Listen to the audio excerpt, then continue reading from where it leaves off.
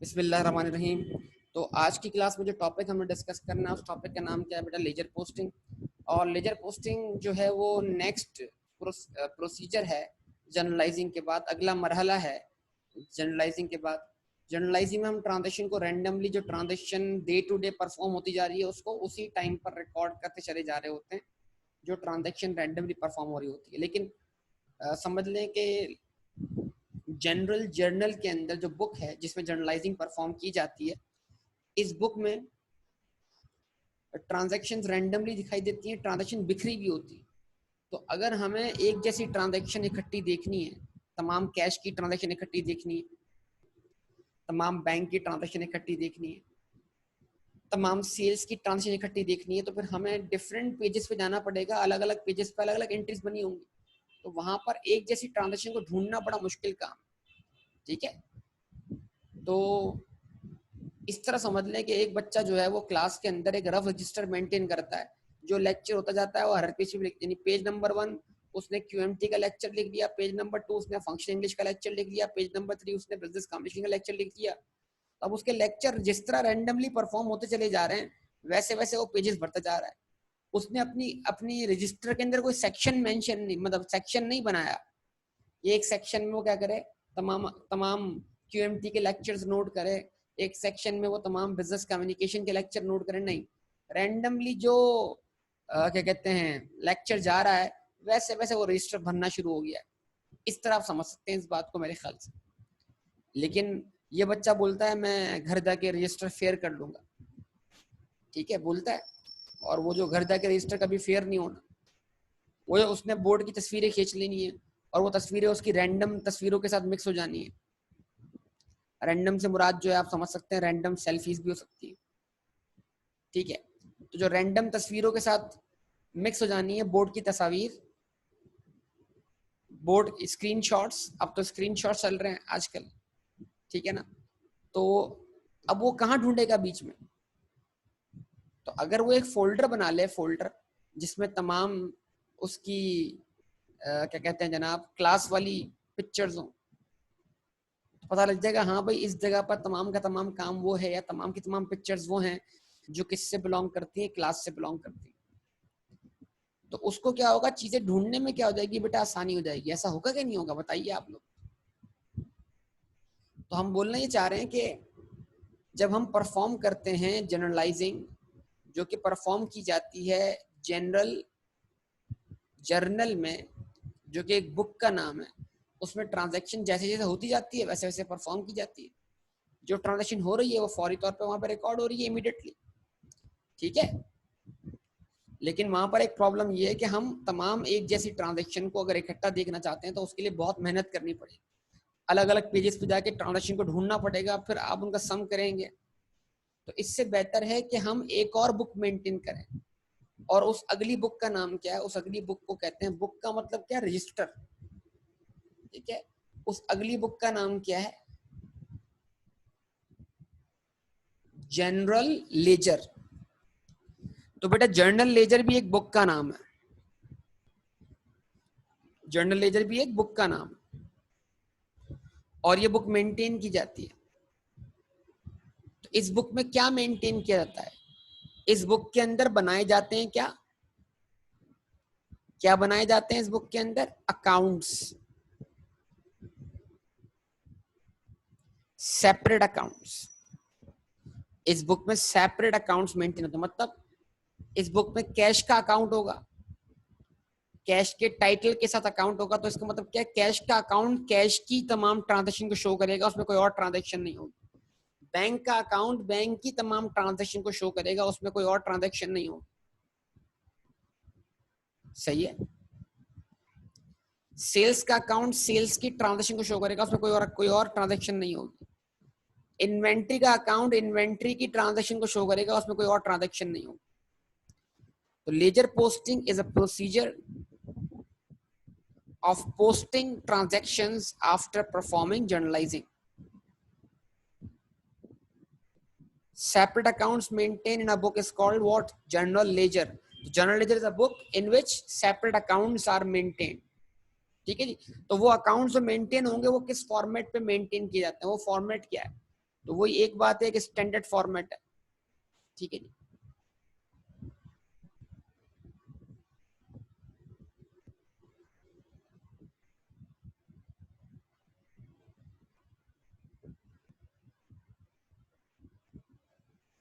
Standard laser, laser को अगर आप स्टैंडर्ड वे में क्या करेंगे, मेंटेन करेंगे, तो स्टैंडर्ड वे में वो अकाउंट जो होंगे, जाहिर सी बात है वो उसका एक फॉर्मेट होगा कि उसमें क्या क्या चीजें आनी है, कितने कॉलम्स आने हैं, कितनी रोज होनी है, सो ऑन। तो मैं आपको एक फॉर्मेट दिखा देता हूँ।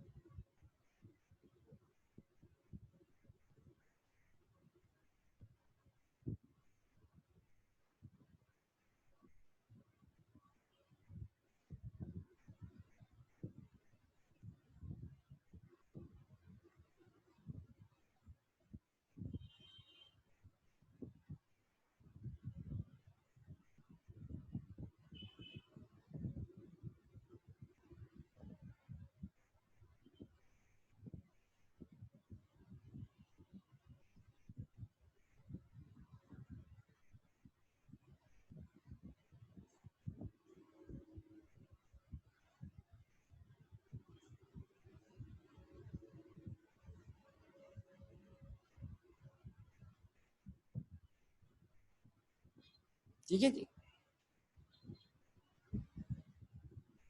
अब आप समझ रहे हो, लाइंस खाली लगाई है मैंने, लेकिन ये लाइंस तो हैं।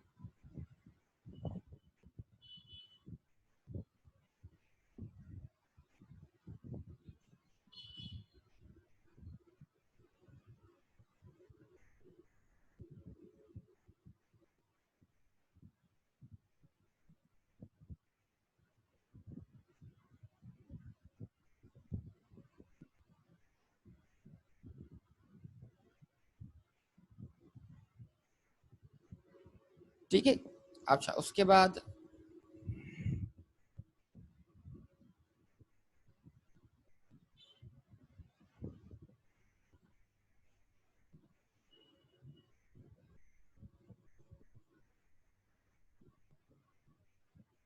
अब ऐसे लिख दिया यहाँ पर, तो ऊपर क्या आएगा यहाँ पर, इधर आ जाएगा बेटा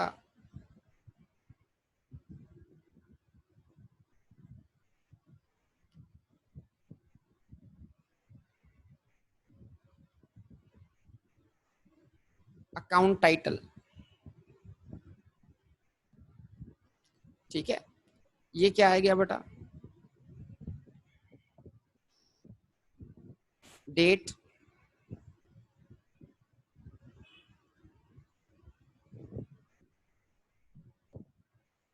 डिस्क्रिप्शन, रेफरेंस,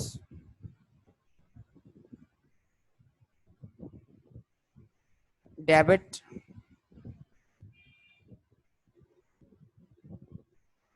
फिर डेट,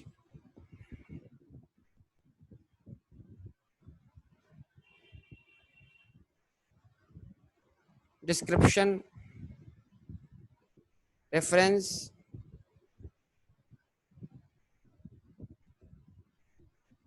क्रेडिट। ठीक है जी। अकाउंट टाइटल का मतलब क्या है बेटा, जो अकाउंट है, फॉर एग्जांपल अगर ये कैश का अकाउंट है तो ऊपर कैश लिख दें, अगर ये बैंक का अकाउंट है तो बैंक लिख दें, अगर ये सेल्स का अकाउंट है तो ऊपर सेल्स लिख दें, अगर ये कैपिटल का अकाउंट है तो ऊपर कैपिटल लिख दें, अगर ये ड्राइंग का अकाउंट है तो ऊपर ड्राइंग लिख दें। ठीक है जी। समझ लिया, घर बना हुआ है, ये घर है, ये जो अकाउंट है ये घर है, ये उसका घर है जिसका नाम ऊपर लिखा हुआ है।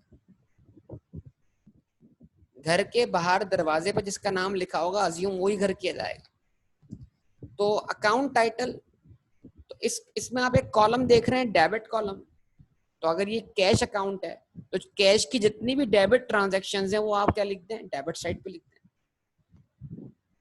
और अगर अकाउंट टाइटल कैश है और तो उस तरफ क्रेडिट कॉलम दिख रहा है आपको, तो कैश की जितनी भी क्रेडिट ट्रांजैक्शन है आप सारी उस तरफ लिख दें। तो इस तरह डेबिट और क्रेडिट आपस में क्या हो जाएंगे बेटा, नेट ऑफ हो जाएंगे। अगर डेबिट इंक्रीज है तो फिर क्रेडिट डिक्रीज होगा, और जहां पर क्रेडिट इंक्रीज है वहां पर डेबिट क्या होगा, डिक्रीज होगा। तो एट द एंड यहां पर क्या बच जाएगा, हमारे पास बैलेंस बच जाएगा।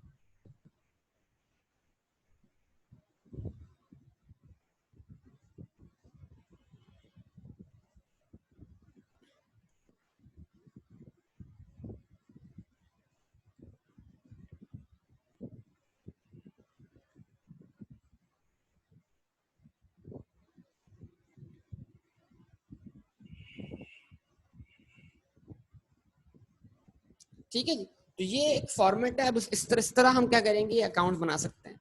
Date, description, reference, debit, credit. अब जितने भी नेम्स आपने यूज किए ना, वो सबके अलग अलग अकाउंट खोलेंगे इस तरीके से। कैश का अलग, बैंक का अलग, कैपिटल का अलग, सेल्स का अलग, सेल रिटर्न का अलग, इन्वेंट्री का अलग, कॉस्ट ऑफ सेल्स का अलग। समझ पा रहे हैं बात को? सैलरी का अलग, टेलीफोन बिल का अलग, डोनेशन का अलग, एंटरटेनमेंट का अलग। मतलब जितने नाम हैं, हर सबके अलग अलग अकाउंट्स खुलने हैं लेजर में, ताकि जिस नाम से ट्रांजेक्शन हुई हो उस नाम से जितनी भी ट्रांजेक्शन हो एक साथ इकट्ठी दिखाई देना शुरू हो जाए। तो कोई मसला बेटा यहाँ तक आपको बात समझने में? जवाब दें। ये फॉर्मेट वगैरह समझने में, ये बात समझने में कोई डिफिकल्टी हो तो बोल दीजिए बेटा प्लीज, बताइए। सब लोगों से पूछ रहा हूँ बेटा।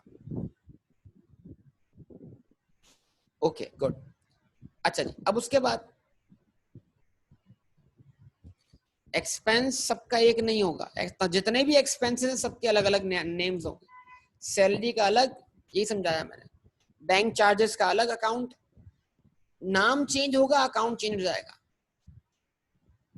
हम यहाँ पर हेड्स ऑफ इनकम क्या कहते हैं, हम यहाँ पर जो हेड्स है ना, हेड्स ऑफ अकाउंट्स, सॉरी, जो हेड्स ऑफ अकाउंट्स हैं उसके अकाउंट नहीं खोल रहे। तो फिर तो इस तरह तो ये एसेट सारे एक जगह पर, इक्विटी सारी एक जगह पर, ऐसा नहीं है। एसेट जितने नेम से मौजूद है, एसेट अगर मौजूद है कैश के नाम से तो कैश का अकाउंट अलग, एसेट अगर मौजूद है बैंक के नाम से तो बैंक का अकाउंट अलग, एसेट अगर मौजूद है,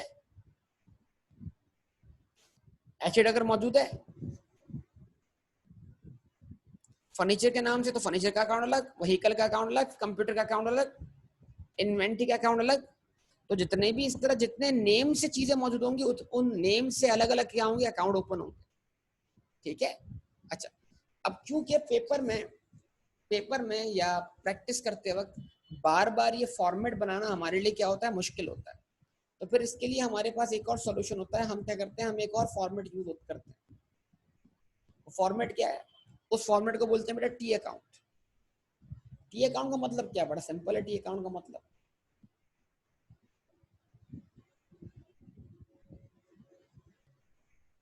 तो एक इनफॉर्मल फॉर्मेट है बनाने का, और वो इनफॉर्मल फॉर्मेट क्या है, उनको हम क्या बोलते हैं, टी अकाउंट्स। ठीक है।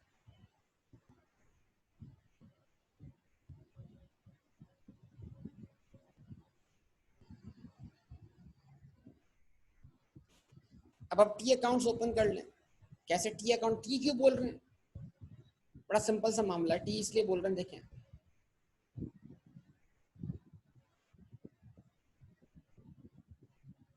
आपने ऐसे लाइन लगाई और ऐसे पेज को दो हिस्सों में तोड़ दिया।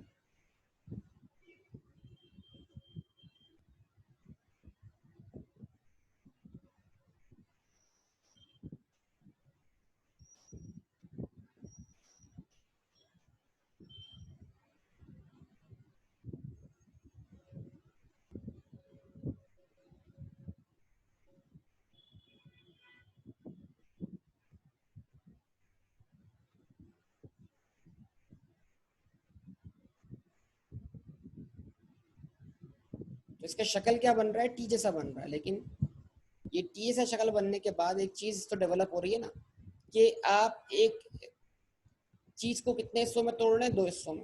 वही दो हिस्सों में तोड़ने का मतलब क्या है? एक लेफ्ट हैंड साइड और एक right hand side. Left hand side obviously debit side, और राइट हैंड साइड ऑब्वियसली क्या है, क्रेडिट साइड। अब मिसाल के तौर पर अगर आप एसेट्स के लिए अकाउंट खोलते हैं तो ये कैश है। अगर आप यहाँ पर अकाउंट खोलते हैं किसका, कैश का। कैश किसको रिप्रेजेंट करता है बेटा, एसेट्स को। तो कैश, जरा बताइए, कैश की एसेट की ओरिजिनल साइड, एसेट की ओरिजिनल साइड, एसेट का इंक्रीज कहाँ रिकॉर्ड करें, लेफ्ट हैंड साइड पर। और उस लेफ्ट हैंड साइड को हम क्या बोलते हैं, डेबिट। तो जो लेफ्ट हैंड साइड है वो कैश के लिए प्लस साइड है, और राइट हैंड साइड है वो कैश के लिए क्या है, माइनस वाली साइड है। करेक्ट। जितना भी कैश इंक्रीज होगा वो लेफ्ट हैंड साइड पे लिखा जाएगा इस अकाउंट के, और जितना भी कैश डिक्रीज होगा वो इस अकाउंट के राइट हैंड साइड पे लिखा जाएगा। अच्छा जी, उसके बाद अगर बात करें हम अकाउंट पेएबल, अकाउंट पेएबल हमारे लिए क्या है, लायबिलिटी है।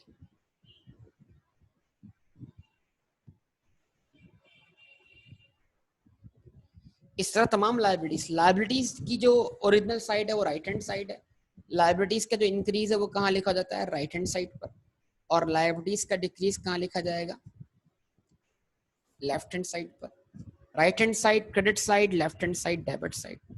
तो ये टी अकाउंट्स के अंदर इफेक्ट लेकर आना है आपने, ठीक है। इस तरह जितनी भी लायबिलिटीज है, बैंक लोन हो, कार वर्ल्ड के नाम से कोई लायबिलिटी हमने क्रिएट की थी माजी में, अगर आपको याद हो, ठीक है जी। मोटर टाइम के नाम से हमने कोई लायबिलिटी, तो इस तरह इन्हीं नेम से अकाउंट खुलेंगे, इन्हीं नेम से ये अकाउंट खुल रहे होंगे। उसके बाद अकाउंट पेबल के बाद अगर बात करें कैपिटल,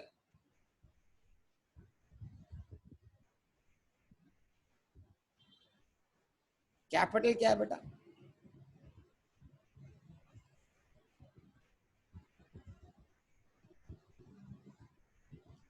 इक्विटी को रिप्रेजेंट करता है, और इक्विटी की जो ओरिजिनल साइड है वो राइट हैंड साइड है।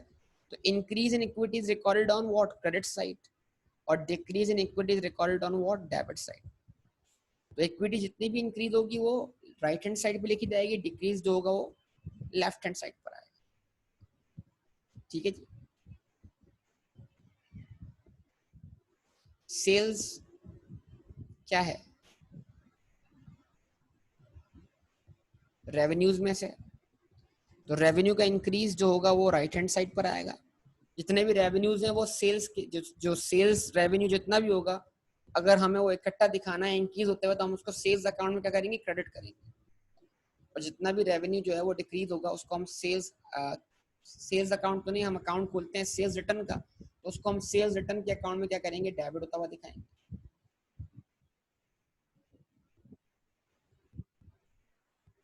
ठीक है।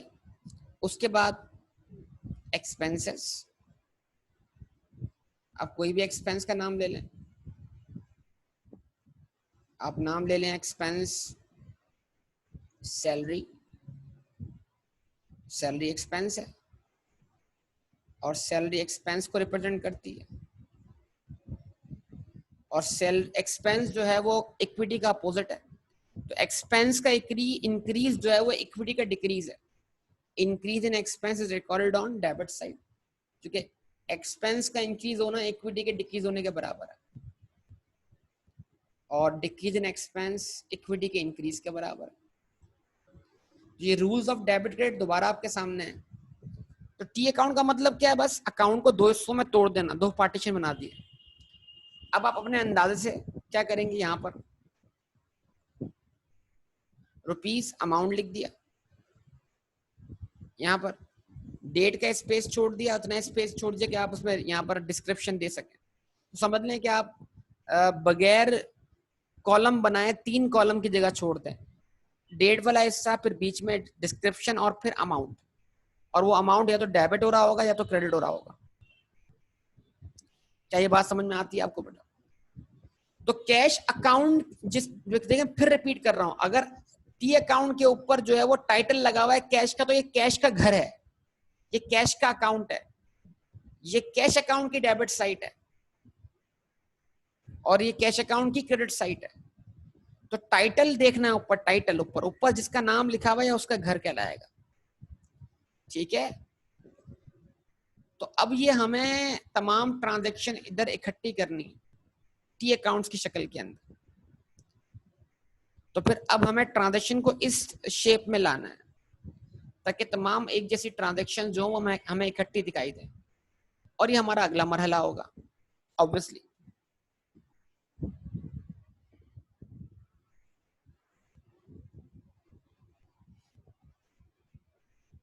जी बेटा, हर एक्सपेंस का अलग अकाउंट खुलेगा, ये बात बता चुका ना मैंने, अभी बताया ना, सैलरी का अलग, टेलीफोन का अलग, ठीक है, कॉस्ट ऑफ सेल्स का अलग। लेकिन जो सैलरी अगर आपने एक से ज्यादा बार पे की है, कॉस्ट ऑफ सेल आपकी एक से ज्यादा बार आ रही है, तो फिर उसी अकाउंट में लिखेंगे उसको। अगर नाम एक्सपेंस का नेम चेंज नहीं हो रहा तो फिर अकाउंट सेम रहेगा, बार बार अलग अलग, यानी मतलब एक ही एक्सपेंस के लिए बार बार अकाउंट नहीं खोलेंगे। हाँ, अगर एक्सपेंस का नेम चेंज होता है तो उसके लिए अलग से अकाउंट खोलना पड़ेगा। ठीक है, तो अब इसको जरा हम क्वेश्चन करके समझ सकते हैं बेटा, लेजर पोस्टिंग को क्वेश्चन करेंगे तो यहाँ तो हमें आइडिया होगा कि हम क्या करने जा रहे हैं।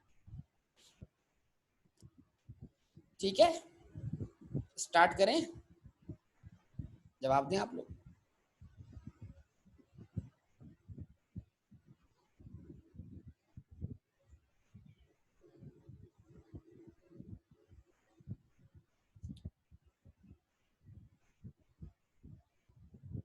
ओके, तो क्वेश्चन नंबर 1 से स्टार्ट करते हैं, 1 से शुरू करते हैं, क्वेश्चन नंबर 1 से। ठीक है, अब देखें वही क्वेश्चन बार बार मैं आपके लिए ला रहा हूँ, इस तरह मतलब यानी कि आप बार बार सीख सकेंगे भाई आपने क्या परफॉर्म किया। तो एक ही क्वेश्चन को हम अगले प्रोसीजर में लेके जा रहे हैं, सिर्फ कॉन्सेप्ट बिल्डिंग के लिए और कॉन्सेप्ट समझने के लिए। हाँ भाई, क्या है, स्टार्ट करते हैं question. Mister Usama started business on 1st August 1999 with cash amounting to ₹100,000। तो उसामा ने वही 1 लाख रुपए से बिजनेस शुरू किया। तो आप जरा देखिएगा बहुत तवज्जो से, आप सबकी बहुत तवज्जो दरकार होगी। तो अब जरा मैं यहाँ पर बनाने जा रहा हूँ उसामा की, यानी लेजर पोस्टिंग करने जा रहा हूँ उसामा की ट्रांजैक्शन की, जिसकी जर्नलाइजिंग हम पहले ही परफॉर्म कर चुके थे।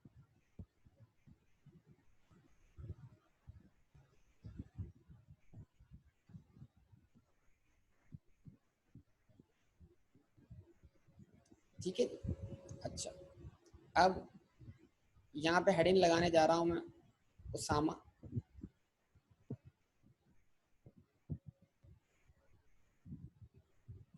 और जिस बुक के अंदर अब मैं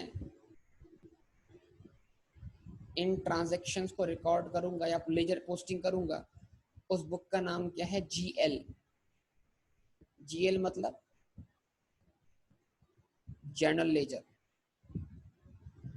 ठीक है, जवाब दें।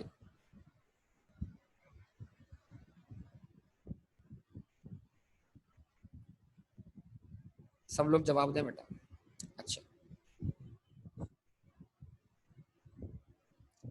अब सबसे पहली ट्रांजैक्शन है, उसमें क्या इन्वॉल्व है, कैश इन्वॉल्व है। तो कैश की ट्रांजैक्शन ऑब्वियसली ज्यादा होंगी। ठीक है, उसने क्या किया, 100,000 कैश से बिजनेस शुरू किया, फिर फर्नीचर परचेज किया, फिर पेमेंट कर रहा होगा। तो कैश और बैंक को स्पेस थोड़ा ज्यादा चाहिए होगा, इस बात का ख्याल रखिएगा। खैर, यहाँ पर अब मैंने टी अकाउंट बनाया। ठीक है, और उसको थोड़ा ज्यादा स्पेस दिया। क्यों, क्योंकि इसमें तमाम कैश की ट्रांजैक्शन आएंगी, और कैश की ट्रांजैक्शन के लिए आपको स्पेस थोड़ा ज्यादा चाहिए। उसके बाद कैपिटल की ट्रांजैक्शन कम है, एक ही ट्रांजैक्शन होगी, इसलिए मुझे उसके लिए स्पेस कम चाहिए। अब जरा गौर से देखिएगा सब लोग कि मैं यहाँ पे क्या लिख रहा हूँ।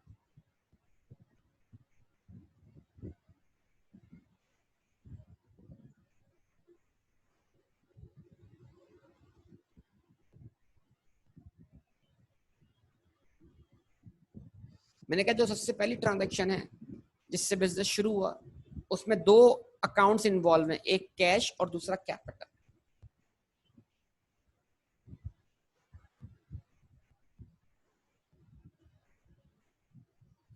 ठीक है जी। अब करना ये है बेटा, कैश को डेबिट करना है कैश के अकाउंट में और कैपिटल को क्रेडिट करना है कैपिटल के अकाउंट। ठीक है,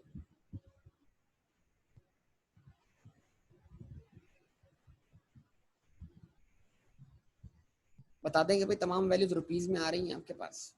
ठीक है, एक बार मेंशन कर दें। अच्छा जी, तो बताइए कैश को देखें, अब इसका मतलब क्या है, आप कर वो ही रहे हैं डेबिट और क्रेडिट, लेकिन बस करना है कि जो जिस चीज को डेबिट करना है उसको उसके घर में डेबिट करें, जो उसका अकाउंट है उधर डेबिट करें उसको। तो कैश का टाइटल कहाँ लगा हुआ है, जहां कैश का टाइटल लगा हुआ है, कैश के टाइटल के नीचे जो लेफ्ट हैंड साइड है ना, कैश के टाइटल के नीचे जो लेफ्ट हैंड साइड है वो कैश की डेबिट साइड, और कैश के टाइटल के नीचे जो राइट हैंड साइड है वो कैश की क्रेडिट साइड है। जरा बताइए पहली ट्रांजैक्शन में कैश डेबिट हो रहा है या क्रेडिट हो रहा है, आप बताइए। पहली ट्रांजैक्शन में कैश डेबिट हो रहा है क्रेडिट हो रहा है, डेबिट हो रहा है। कितने से डेबिट हो रहा है, 100,000। जरा देखिएगा,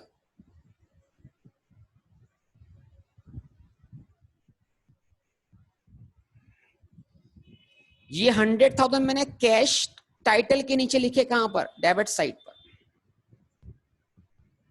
तो इसका मतलब है कैश डेबिट। और क्या क्रेडिट हो रहा है बताइए, और क्या क्रेडिट हो रहा है बताइए, कैपिटल। तो कैश अपने अकाउंट में डेबिट, कैश अपने अकाउंट में डेबिट, कैपिटल अपने अकाउंट में क्रेडिट, सब अपने अपने घर में। कैश अपने अकाउंट में डेबिट, कैपिटल अपने अकाउंट में क्रेडिट। जवाब दें। तो कैश को डेबिट किया कैश अकाउंट में और कैपिटल को क्रेडिट किया कैपिटल अकाउंट में। हाँ बेटा डेट मेंशन कर रहा हूं। टी अकाउंट में मेंशन नहीं करेंगे हम डेबिट क्रेडिट की हेडिंग, क्योंकि इनफॉर्म मतलब क्या कहते हैं, जब आप अगर आप क्या करेंगे स्टैंडर्ड फॉर्मेट यूज करें, बताया ना अभी आपको ये कौन सा फॉर्मेट है, टी एग्जाम में हमारे पास इतना टाइम नहीं होगा, तो हमें अंडरस्टूड बात है कि भाई left hand side debit side और right hand side credit side. अच्छा जी, अब ये ट्रांजैक्शन कब परफॉर्म हुई है भाई, इसकी डेट क्या है ट्रांजैक्शन की, 1 अगस्त। ठीक है, ऐसा ही है।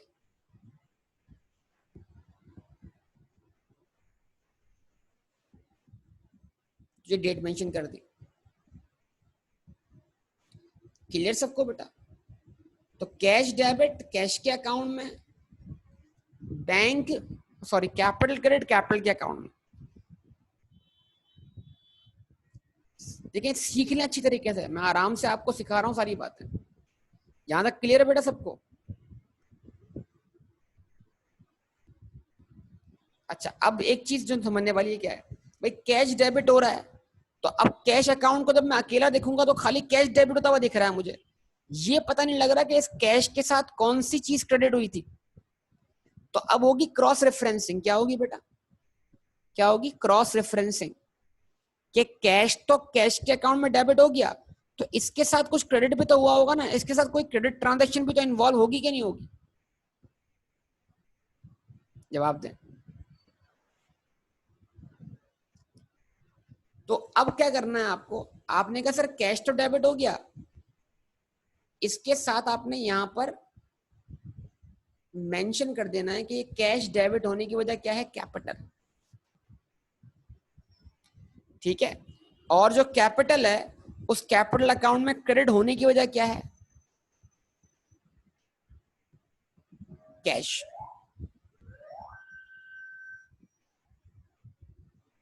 ये डिस्क्रिप्शन आ जाएगी आपके पास। अच्छा बाज लोग इसको गलत पढ़ेंगे, इसको रो वाइज नहीं पढ़ना बेटा, इसको कॉलम वाइज पढ़ना है। अगर आप रो वाइज पढ़ेंगे तो आपको मिस्टेक लगेगी, आपको लगेगा जनाब लाख रुपए के सामने कैपिटल लगा हुआ है तो आप समझेंगे शायद कैपिटल डेबिट हो रहा है। No, not capital debit. जो टाइटल ऊपर लगा हुआ है ऊपर, आप हमेशा टी अकाउंट में डेबिट और क्रेडिट पढ़ने के लिए ऊपर टाइटल लिखा हुआ है। जो डेबिट 1 लाख रुपए डेबिट हो रहा है उसमें क्या डेबिट हो रहा है? कैश डेबिट हो रहा है। जिसका घर है, बिल्कुल ये घर किसका है? कैश का, उसका नाम बाहर लिखा हुआ है तो ये कैश की डेबिट साइड है, तो कैश डेबिट हो रहा है। तो जो मैंने कैपिटल लिखा है सामने वो ये बताने के लिए लिखा है कि अगर कैश डेबिट हो रहा है तो बदले में कैपिटल क्या हो रहा है? क्रेडिट हो रहा है। क्रॉस रेफरेंसिंग करने के लिए किया है। और अगर कैपिटल क्रेडिट हो रहा है लाख से तो इसके बदले डेबिट क्या हो रहा है? कैश डेबिट हो रहा है। ताकि दोनों ट्रांजेक्शन एक, अगर हम किसी भी एक जगह चले जाएं तो हमें एक ट्रांजेक्शन को देख के दूसरी ट्रांजेक्शन का एक ट्रांजेक्शन का एक हिस्सा देखकर उसी ट्रांजेक्शन का दूसरा हिस्सा में देखने को क्या होता है? मिल जाए। वरना हम परेशान रहेंगे, यार कैश तो डेबिट हुआ है लेकिन ये कैश डेबिट हुआ क्यों है? तो ये कहलाएगी क्रॉस रेफरेंसिंग। कैश डेबिट, उसके सामने वजह कि उसके बदले क्रेडिट किया हुआ तो कैपिटल। और अगर कैपिटल क्रेडिट किया है तो कैपिटल क्रेडिट होने की वजह क्या है? बिजनेस में कैश जनरेट होना। ठीक है बेटा, यहां तक बात क्लियर सब लोगों को? बताइए प्लीज। ट्रांजैक्शंस को आगे बढ़ाऊं बेटा? ट्रांजैक्शंस को आगे बढ़ा रहा हूं बेटा। अच्छा जी, okay. Open bank account with cash ₹20,000। ठीक है जी, बैंक अकाउंट ओपन करना है और बैंक अकाउंट के लिए भी स्पेस चाहिए हमें। जी बिल्कुल, ट्रांजैक्शन का एविडेंस उसके सामने होगा। अच्छा जी, ओके।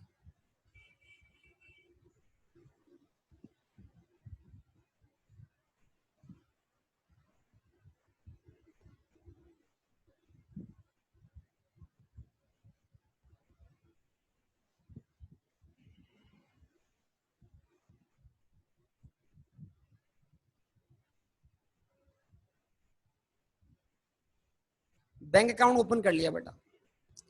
तो 20,000 से बैंक अकाउंट क्या हुआ बेटा? डेबिट हुआ।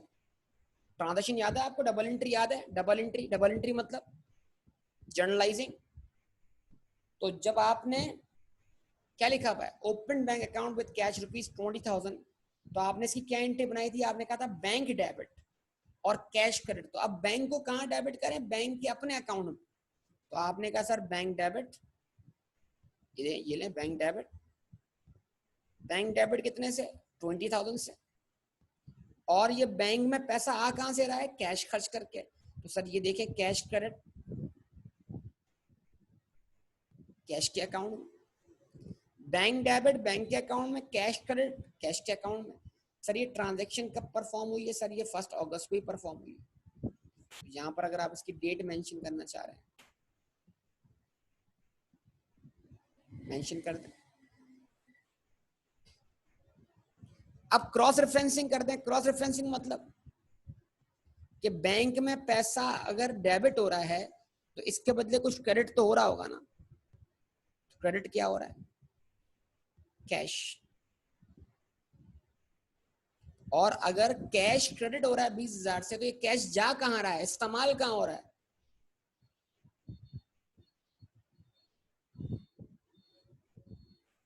तो बेटा थोड़ी सी इसमें आपको बता रहा हूँ, आप गलती मत करिएगा। देखें, मैंने कलर्स डिफरेंट यूज किए हैं, तो मैंने कैश को ब्लू से लिखा है। तो जो ट्रांजैक्शन में ब्लू से परफॉर्म कर रहा हूँ इसका मतलब क्या है? ये उस जिस ट्रांजैक्शन का टाइटल है उसी टाइटल के नाम से पढ़ी जाएगी। ठीक है, ऊपर देखें।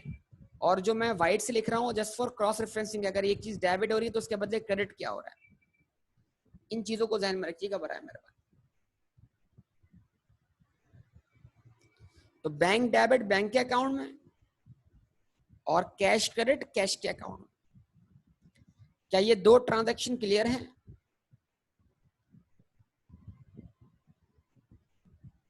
सेकंड रो में क्यों लिखेंगे जब जाहिर सी बात है क्रेडिट साइड पे रो अभी तक इस्तेमाल हुई नहीं है, तो हम बिला वजह अपनी स्पेस को जाया क्यों करें? डेबिट साइड पे अलग रोज है, क्रेडिट साइड पे अलग रोज है। आप देखते हैं तो फॉर्मेट वाली बात है, आप प्रैक्टिस करेंगे आपको सारे फॉर्मेट आ जाएंगे। अच्छा जी, उसके बाद next one, bought furniture costing ₹15,000। अब क्या करें सर? फर्नीचर का अकाउंट खोलना है। फर्नीचर का अकाउंट खोल लिया,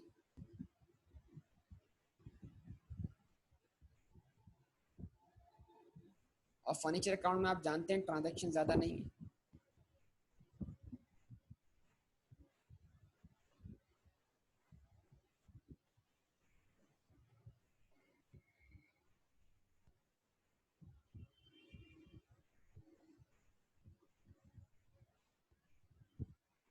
फर्नीचर क्या है बेटा, एसेट है। तो एसेट परचेज किया, कितने का परचेज किया, 15,000 का। तो एंट्री क्या बनाई आपने, 15,000 से फर्नीचर डेबिट। फर्नीचर डेबिट अपने अकाउंट में। कैसे आया फर्नीचर, कैश खर्च करके। तो 15,000 से सर क्या कर दिया, कैश क्रेडिट कर दिया। फर्नीचर डेबिट फर्नीचर के अकाउंट में, लेफ्ट हैंड साइड पर कैश क्रेडिट कैश के अकाउंट में। जवाब दें बेटा। उसके बाद ये ट्रांजैक्शन कब परफॉर्म हो रही है, 4 अगस्त को।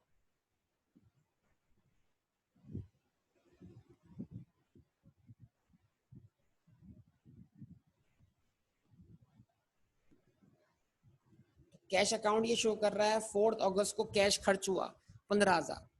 फर्नीचर अकाउंट ये शो कर रहा है फर्नीचर इंक्रीज हुआ 15,000 से।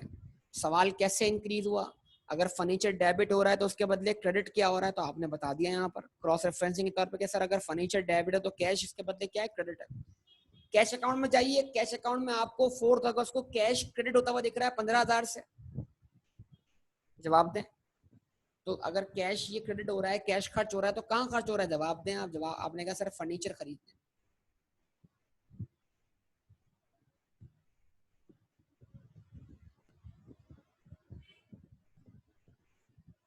ठीक है, कोई मुश्किल बात तो नहीं है।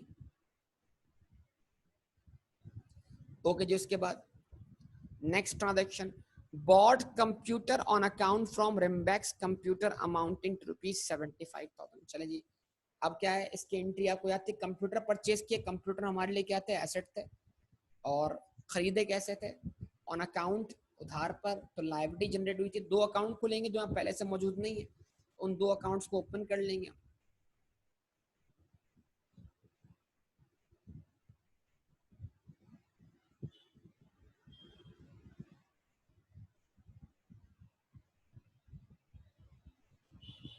एक कंप्यूटर का अकाउंट, हम जानते हैं ज्यादा ट्रांजैक्शन नहीं है।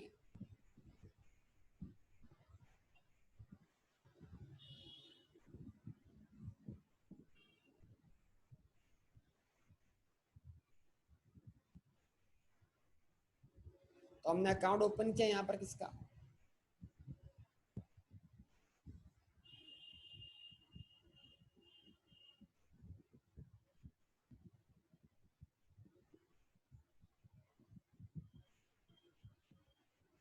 कंप्यूटर का।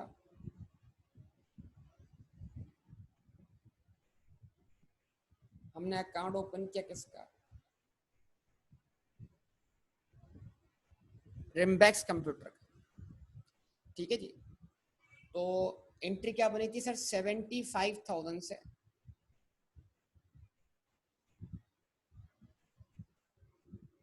कंप्यूटर डेबिट,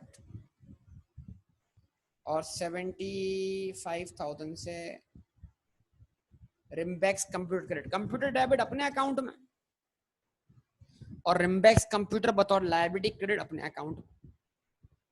तो परफॉर्म अभी भी डेबिट और क्रेडिट हो रहा है, लेकिन जो अकाउंट टाइटल इन्वॉल्व है उस अकाउंट में जाके उसको डेबिट या क्रेडिट कर रहे हैं। ठीक है, तो ये ट्रांजेक्शन कब परफॉर्म हुई है, 6 अगस्त। यहाँ लिख दे 6 अगस्त बेटा।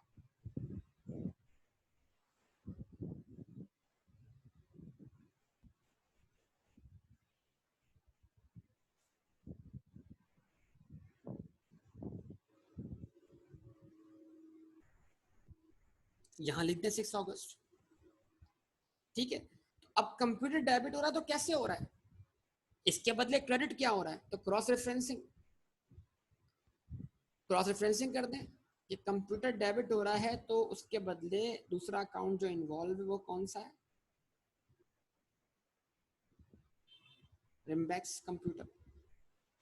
ठीक है जी। और अगर रिम्बैक्स कंप्यूटर क्रेडिट हो रहा है तो उसके बदले डेबिट क्या हो रहा है, कंप्यूटर।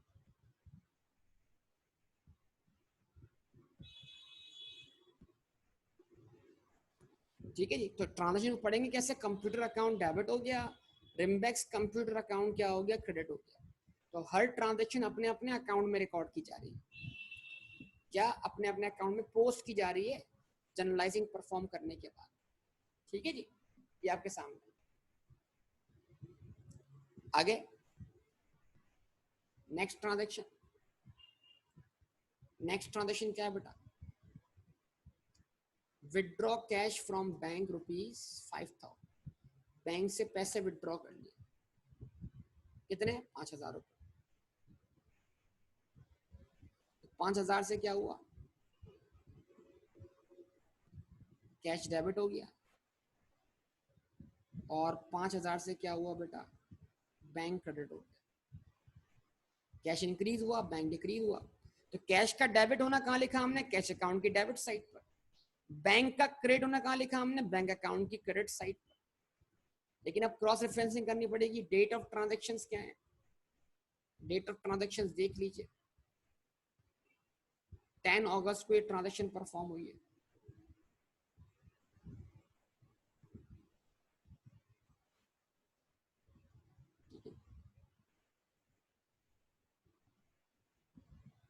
और यहां रेफरेंस आया किसका, ये पैसा कैश अकाउंट में पहुंचा कैसे, बैंक अकाउंट से, और ये पैसा बैंक अकाउंट से निकल कर गया कहां पर, कैश अकाउंट में। तो एंट्री एक अकाउंट से दूसरे अकाउंट में क्या हो रही है, समझ लें मुंतकिल हो रही है।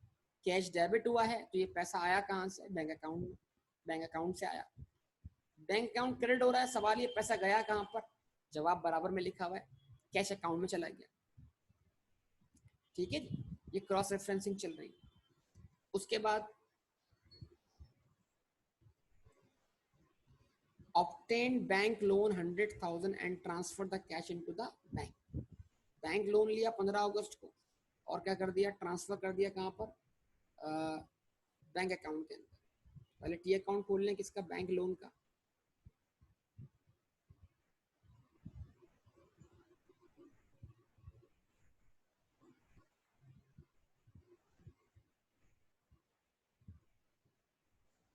आपने अकाउंट ओपन कर लिया,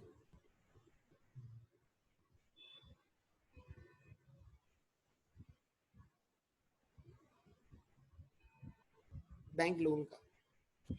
ठीक है जी, अब क्या करें बेटा, बैंक लोन, ये बैंक लोन का अकाउंट खुल गया। बैंक लोन एक लाइबिलिटी है, लाइबिलिटी इनकी जो कि तो कहाँ लिखी जाएगी, बैंक लोन की क्रेडिट साइड पर, और अगर लोन पे ऑफ होगा तो लिखेंगे इसको डेबिट साइड।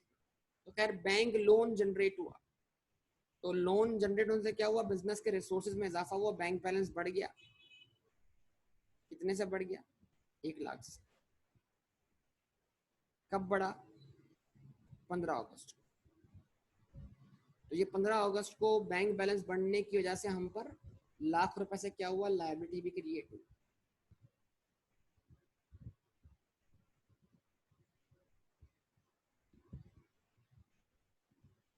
तो अगर यहाँ पे बैंक डेबिट हुआ है तो बैंक डेबिट होने के बदले क्रेडिट क्या हुआ है,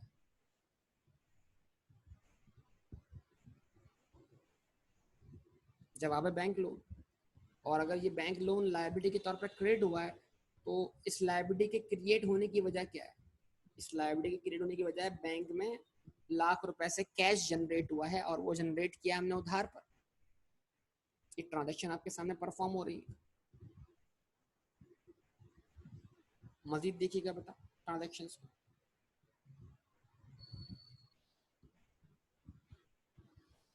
ठीक है जी, उसके बाद returned 1 computer costing ₹15,000 to Rimbax computer. एक कंप्यूटर क्या कर दिया आपने, रिम्बैक्स को वापस कर दिया, कोई इशू नहीं। तो कंप्यूटर का अकाउंट भी मौजूद है और रिम्बैक्स का अकाउंट भी मौजूद है। तो कंप्यूटर वापस किया तो कंप्यूटर अकाउंट क्या हो गया, क्रेडिट हो गया। ये ट्रांजेक्शन का परफॉर्म किया आपने 18 अगस्त। आपने कहा बेटा 18 अगस्त,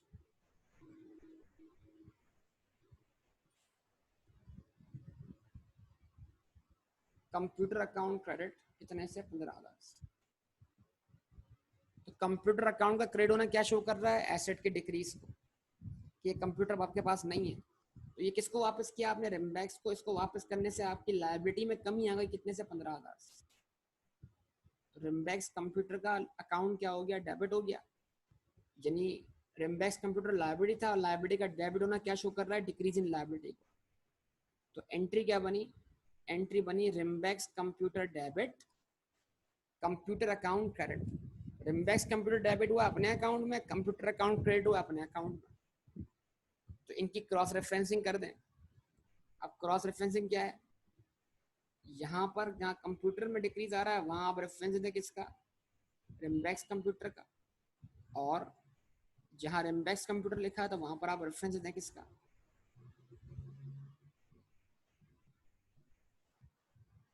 कंप्यूटर का।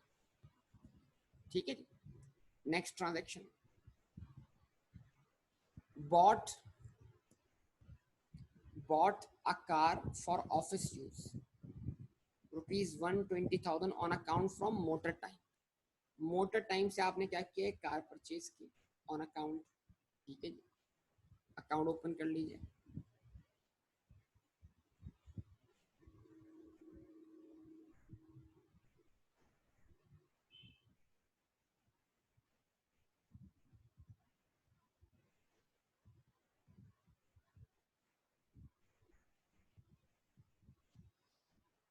तो व्हीकल का अकाउंट ओपन किया आपने,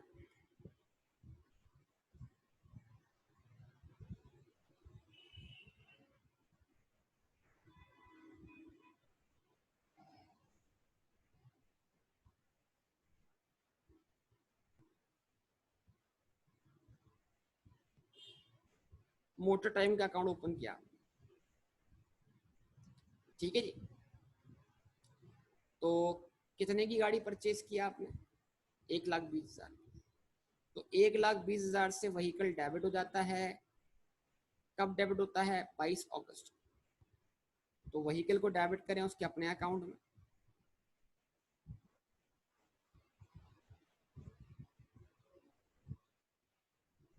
आपने कहा व्हीकल डेबिट 1,20,000 से,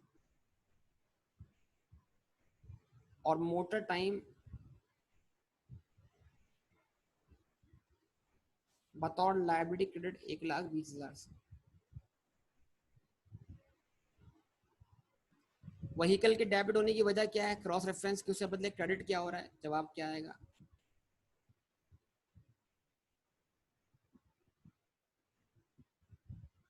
मोटर टाइम। और मोटर टाइम की लाइबिलिटी क्रेडिट होने की वजह क्या थी, हमने इससे क्या परचेज किया था, व्हीकल। व्हीकल डेबिट हुआ है तो मोटर टाइम अपने अकाउंट में क्या हुआ, क्रेडिट हुआ। उसके बाद जनाब नेक्स्ट ट्रांजेक्शन,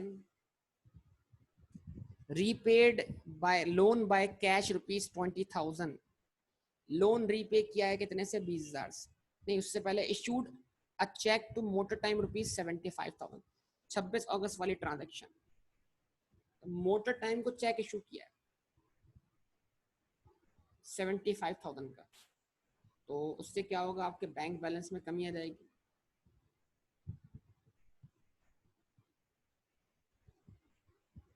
आपने लिखा 26 अगस्त, 75,000 से बैंक क्रेडिट। ठीक है जी। और ये कैश, ये बैंक बैलेंस कहाँ खर्च हुआ, मोटर टाइम को पे करने में। तो यहाँ पर क्या कर दिया आपने, आपने कहा कि लाइबिलिटी सेटल की है, मोटर टाइम का अकाउंट आपने 75,000 क्या कर दिया, डेबिट कर दिया। ठीक है जी। तो अब क्रॉस रेफरेंसिंग, अगर मोटर टाइम डेबिट हो रहा है तो कैसे डेबिट हो रहा है, उसके उसके साथ क्रेडिट क्या हो रहा है। तो यहाँ पर रेफरेंस आ गया किसका बेटा, बैंक का। और यहाँ पे रेफरेंस आ गया किसका, कि ये पैसे गए कहाँ पर,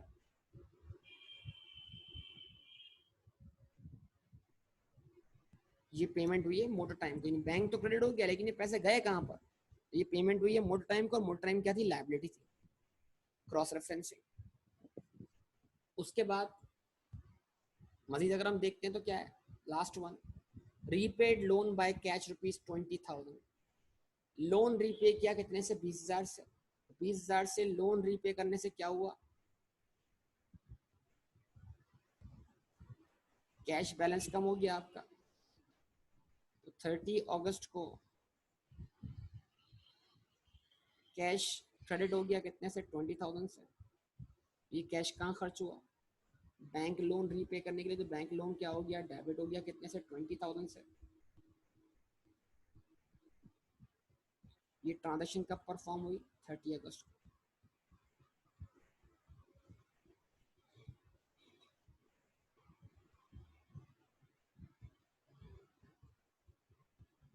ठीक है जी। तो bank loan debit, cash credit. Bank loan का डेबिट होना क्या शो कर रहा है, लायबिलिटी के कम होने को, और कैश का क्रेडिट होना शो कर रहा है कैश के खर्च होने को। तो कैश कहाँ खर्च हुआ, ये कैश जो क्रेडिट हो रहा है कैश अकाउंट में, ये कहाँ खर्च हुआ, जवाब दे दें इसका बेटा। इसका क्रॉस रेफरेंस क्या है कि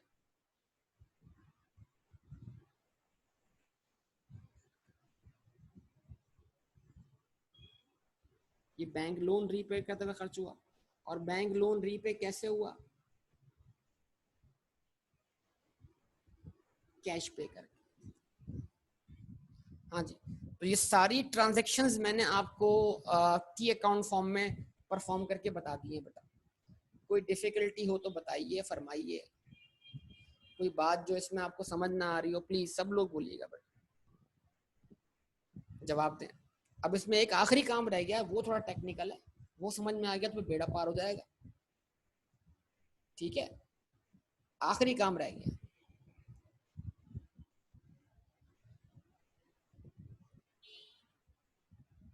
वो है बैलेंस। बैलेंस मतलब कि अब ये भी तो मालूम करना है कितना कैश बचा हुआ है।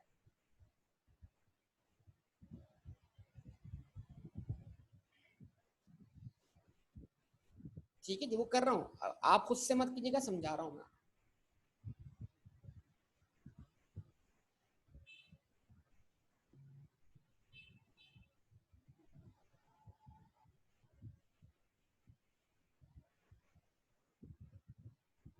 यहां तक कर लिया सब लोगों ने बेटा, जवाब दे सब लोग।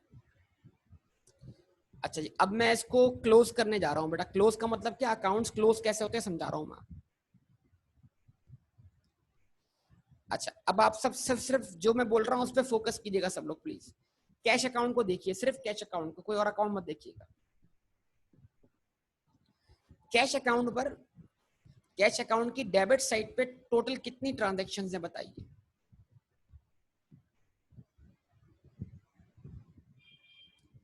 कैश अकाउंट की डेबिट साइड पे टोटल कितनी ट्रांजैक्शन, दो। गुड, जबरदस्त।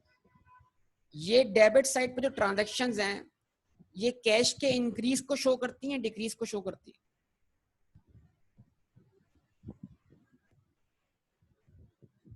तो आप ये मानते हैं कि टोटल, आप ये मानते हैं कि टोटल 1,05,000 से कैश जनरेट हुआ, आप ये मानते हैं कि टोटल 1,05,000 से कैश क्या हुआ, जनरेट हुआ। ओके, क्या अगस्त का मंथ एंड होने तक भी हमारे पास कैश का बैलेंस 1,05,000 रुपए ही है, या इसमें से कुछ खर्च भी हुआ है,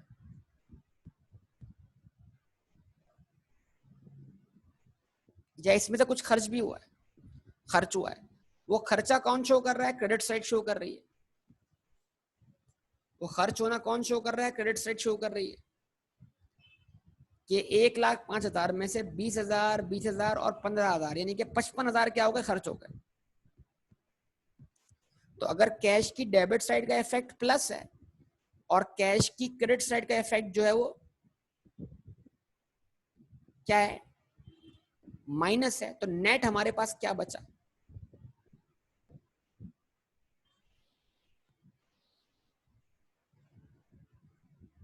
1,05,000 में से अगर 55,000 निकाल दें, 1.5 लाख बचा। कैसे, 1,05,000 में से अगर हम 55,000 क्या कर दें, माइनस कर दें, तो क्या बचा हमारे पास, 50,000। तो 50,000 का कैश हमारे पास मौजूद है। तो हम क्या करते हैं, हर मंथ के एंड पे बैलेंस निकाल लेते हैं।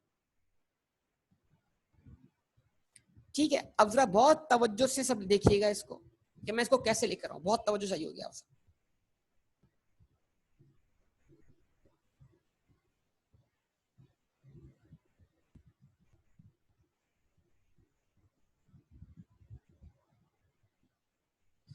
ऐसे लेफ्ट हैंड साइड पर और राइट हैंड साइड पर आपने बैलेंस के लिए ये लाइंस लगानी जो कि टोटल को शो करेंगे। सबसे पहले आप लिखें लेफ्ट हैंड साइड का टोटल।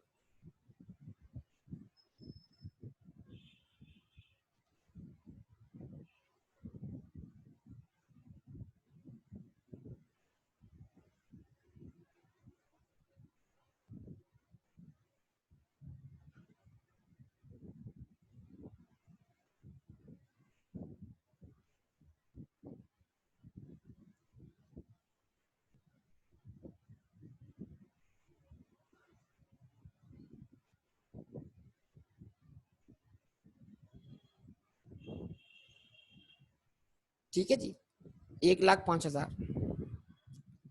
तो इसका मतलब क्या हुआ, लेफ्ट हैंड साइड का टोटल जब मैंने 1,05,000 लिखा तो ये शो कर रहा है कि पूरे मंथ के अंदर टोटल कैश जो जनरेट हुआ वो 1,05,000। यस और नो? यस और नो? ठीक है। अच्छा, अब मुझे हिसाब देना है 1,05,000 का। मुझे हिसाब देना है कितने का? 1,05,000। मुझे हिसाब करना है ना, ये हिसाब कहलाएगा ना कि मुझे कैश अकाउंट का हिसाब करना है, मुझे कैश अकाउंट का बैलेंस करना है।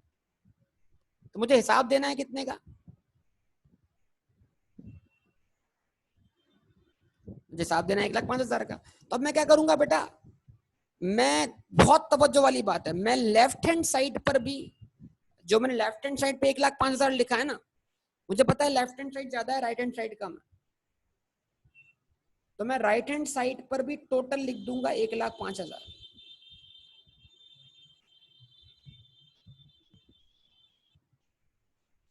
अब आप बोलेंगे सर राइट हैंड साइड पे टोटल तो 1,05,000 नहीं है, फिर भी आपने लिख दिया टोटल कितना? 1,05,000। क्योंकि मैंने हिसाब देना है 1,05,000 का। कैसे देना जरा देखिएगा। डेबिट साइड पे ₹1,00,000 से कैश जनरेट हुआ, फिर 5,000 से कैश जनरेट हुआ, टोटल कैश जनरेट हुआ 1,05,000 से।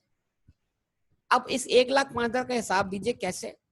सर 20,000 रुपए कैश खर्च हो गया, 15,000 रुपए खर्च हो गया, 20,000 रुपए खर्च हो गया, अब बचा हुआ कितना है? तो अब आप क्या करें, राइट हैंड साइड पे लिखें 31 अगस्त।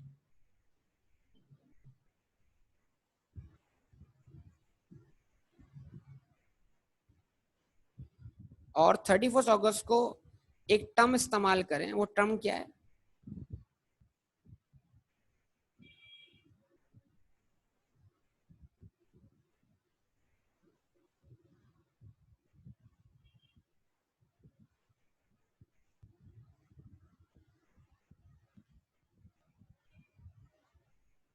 वो टर्म क्या है? Balance CD.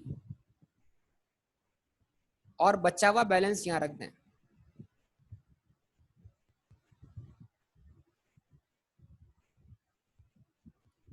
तो जैसे ही मैंने बचा हुआ बैलेंस कहां रखा? राइट हैंड साइड पर। तो लेफ्ट हैंड साइड बराबर आ गई किसके? Right hand side. ठीक है जी, कुछ सेंस पिक हुआ बेटा आपको? अब इसको एक्सप्लेन कर रहा हूं मैं, लेकिन फिर भी थोड़ा बहुत आपको कुछ पिक हुआ कि मैं ऐसा क्यों कर रहा हूं।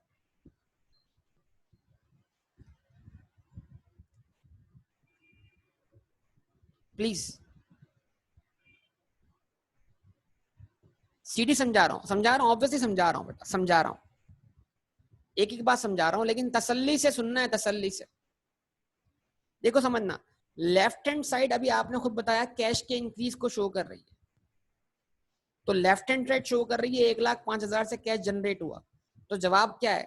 क्या अभी भी कैश 1,05,000 है? नहीं सर, 55,000 से कैश क्या हो गया? खर्च हो गया। और 50,000 से कैश खर्च होना क्या है? बाकी है। तो 55 और 50 में के कितने हुए? 1,05,000। तो 1,05,000 का हिसाब क्या कर दिया? पूरा कर दिया। इस तरह समझिए, आपके घर वालों ने आपको 100 रुपए दिए और दही लेने के लिए भेज दिया। तो अब आप घर वालों को हिसाब किस तरह दे सकते हैं? मिसाल के तौर पर आप 80 रुपीज की दही परचेज करके लेकर आ गए, तो आप 100 रुपए पूरे किस तरह करेंगे? जवाब दें। एक हाथ में आपकी दही है, तो आप घर वालों को बोलेंगे ये लें 80 रुपए की दही, और एक हाथ में आपके पास 20 रुपए बचे हुए हैं, ये 20 रुपए बच गए, तो 80 की दही आपके हाथ में आ गई, 20 रुपए आपके हाथ में वापस आ गए, 80 और 20 कितने हो गए? 100 हो गए। ये 100 का हिसाब क्या हुआ? पूरा हो गया। क्या कहते हैं? तो 1,05,000 का हिसाब देना था, तो 1,05,000 का हिसाब कैसे दिया कि सर 1,05,000 में से 55,000 तो हो गए खर्च, 50,000 खर्च होना क्या है? बाकी है। तो कुल मिलाकर हिसाब पूरा हो गया कितने का? 1,05,000 का। समझे बात या नहीं?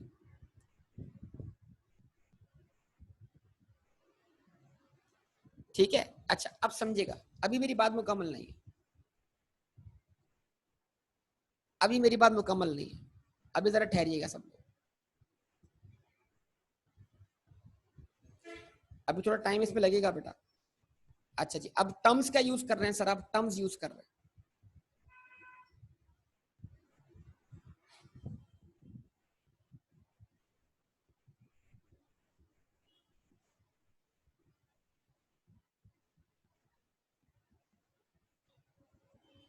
क्लोजिंग अकाउंट्स, अकाउंट्स को क्लोज करना, लेफ्ट हैंड साइड को बराबर ले आना किसके? राइट हैंड साइड के।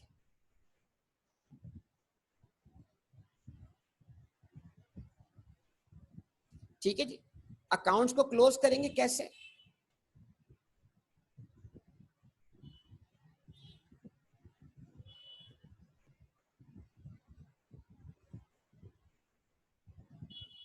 बैलेंस सीडी, सीडी मतलब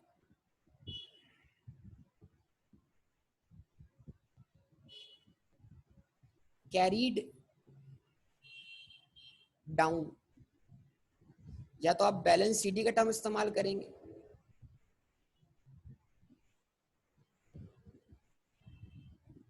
या आप टर्म इस्तेमाल करेंगे बैलेंस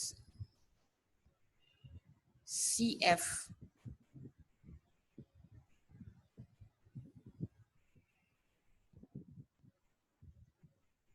कैरीड फॉरवर्ड।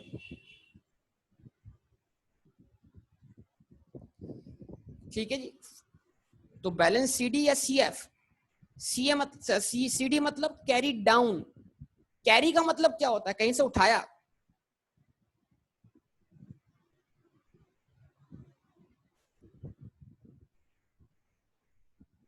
भाई जवाब दीजिए प्लीज सब लोग, सबका रिस्पॉन्स चाहिए, खामोशी छा गई है।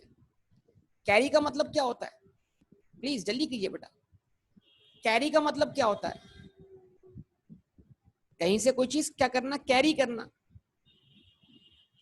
कैरी ऑन, जारी रखना।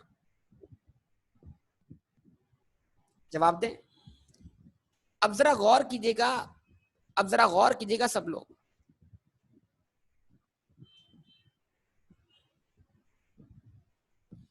बहुत सारे तरीके समझने के। कैश अकाउंट की डेबिट साइड पे कितना बैलेंस था? 1,05,000। कैश अकाउंट की क्रेडिट साइड पे कितना बैलेंस था? 55,000। तो कैश अकाउंट की क्रेडिट साइड डेबिट साइड से शॉर्ट थी, डेबिट साइड पे ट्रांजैक्शन थी 1,05,000 की, क्रेडिट साइड पे ट्रांजैक्शन थी 55,000 की। तो क्रेडिट साइड शॉर्ट थी, कितने से शॉर्ट थी? 50,000 से शॉर्ट थी। वो 50,000 हमने कहां से कैरी किए? वो 50,000 हमने डेबिट साइड से कैरी किए। यानी डेबिट साइड से कैरी करने का मतलब क्या है? जो डेबिट और क्रेडिट का डिफरेंस है वो डिफरेंस रख दिया। तो जैसे डिफरेंस रख दिया तो वो लेफ्ट हैंड साइड बराबर आ गई किसके? राइट हैंड साइड के। तो हमने 50,000 कैरी किए हैं, कहां से कैरी किए हैं? डेबिट साइड से। ये कैरी करना क्या बता रहा है? कि डेबिट साइड और क्रेडिट साइड का डिफरेंस इतना है।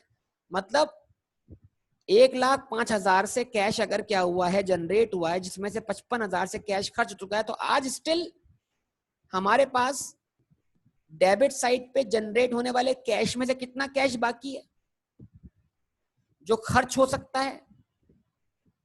ऑब्वियसली जो कैरी किया वो डिफरेंस है, डिफरेंस ही है ना।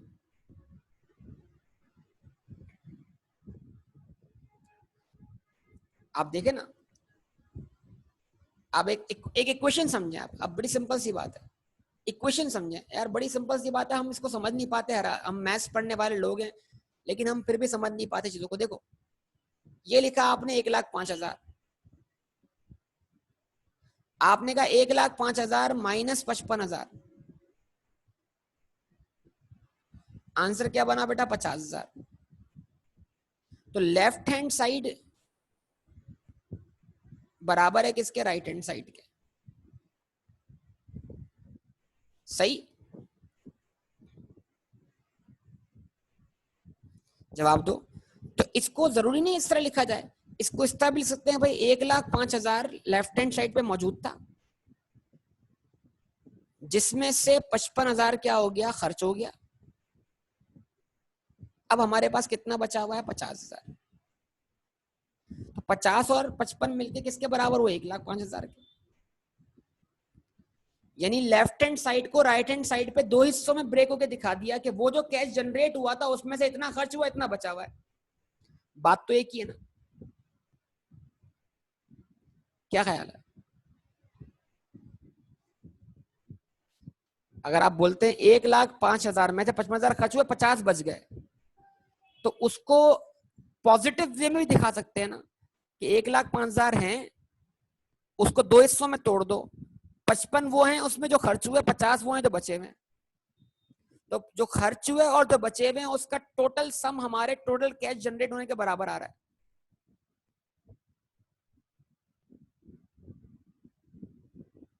जवाब दे, ठीक है ना।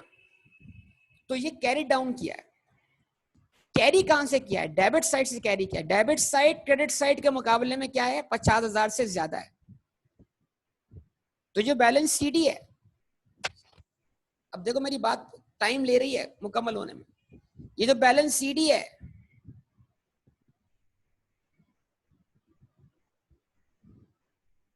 ये छोटी छोटी बातें हैं, ये जो बैलेंस सीडी है क्लोज कहां हो रहा है, क्रेडिट साइड पर, यस और नो। ये सीडी मैंने कहां रखा है, डेबिट साइड पे रखा है, क्रेडिट साइड पे रखा है? यार कोई जल्दी करो बेटा, सीडी कहां रखा है मैंने, क्रेडिट साइड पे रखा है ना।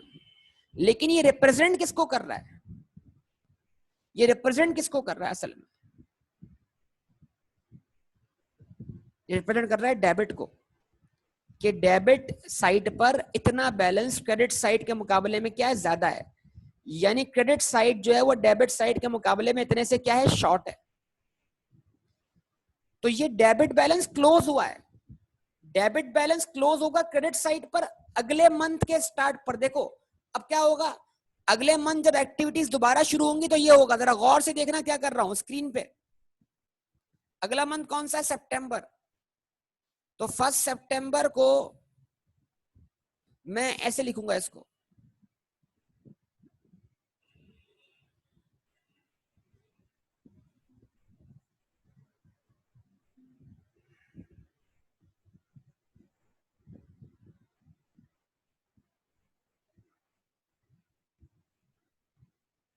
Balance BD.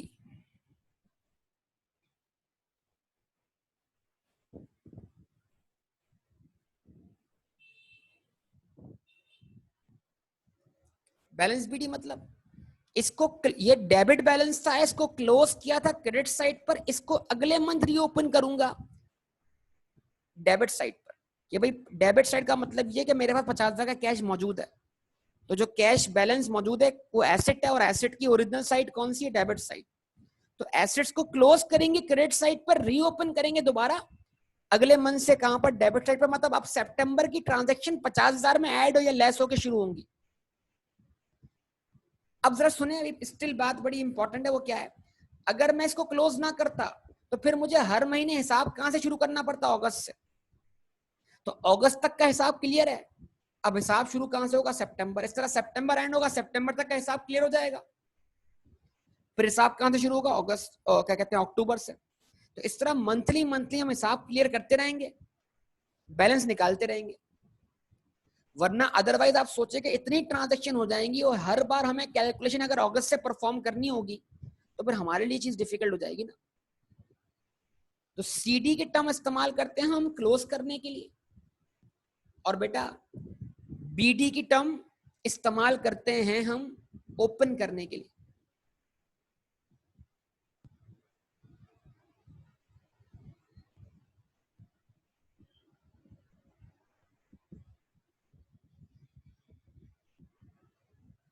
ओपनिंग अकाउंट्स क्या बोलेंगे आप? Balance BD. बीडी मतलब brought down.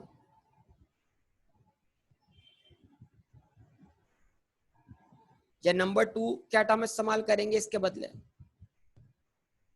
Balance BF. BF मतलब brought forward.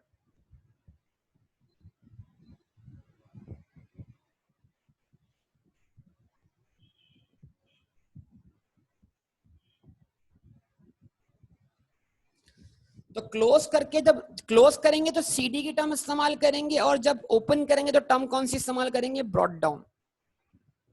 CD BD, CD to close, BD to reopen again. Close होगा अपोजिट साइड पर, ओपन होगा ओरिजिनल साइड पर। क्लोज होगा अपोजिट साइड पर, ओपन होगा ओरिजिनल साइड पर। दिमाग में फिट कर लें।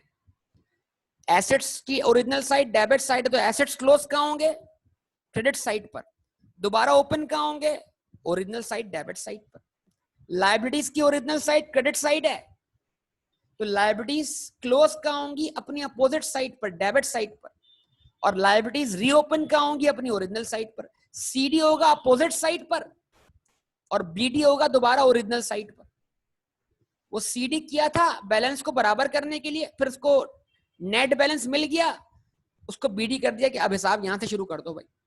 मतलब 1,05,000 कैश खर्च हुआ, कैश जनरेट हुआ था, 55,000 खर्च हुआ था, क्रेडिट साइड शॉर्ट थी कितने से? 50,000 से। 50,000 कहां से पिक किए? डेबिट साइड से। कहां रख दिए? क्रेडिट साइड पर। अकाउंट क्लोज हो गया, डिफरेंस आ गया।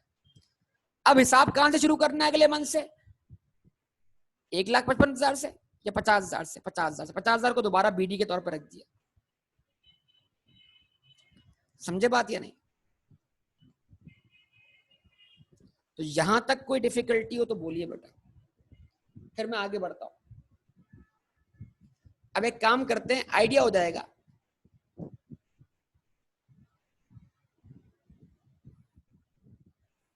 वही वही लाने जा रहे हैं, ट्रांजेक्शन लाके हम इक्वेशन का लास्ट वाला आंसर लाने जा रहे हैं। असल में हम वही कर रहे हैं, हम कुछ नया नहीं कर रहे इसका। अच्छा जी, अब सब बताइए कैपिटल का बैलेंस क्या है? डेबिट बैलेंस है, क्रेडिट बैलेंस है? कैपिटल की ओरिजिनल साइड क्या है? क्विक जल्दी बोलिए। कैपिटल की ओरिजिनल साइड क्या है? क्रेडिट साइड है। तो क्लोज कहां करेंगे इसको? अपोजिट साइड पर। तो क्रेडिट बैलेंस क्लोज कहां होगा? अपोजिट साइड पर। तो आपने कहा 31 अगस्त को जब आप ये क्लोज कर रहे हैं तो आपके पास कैपिटल का बैलेंस कितना है?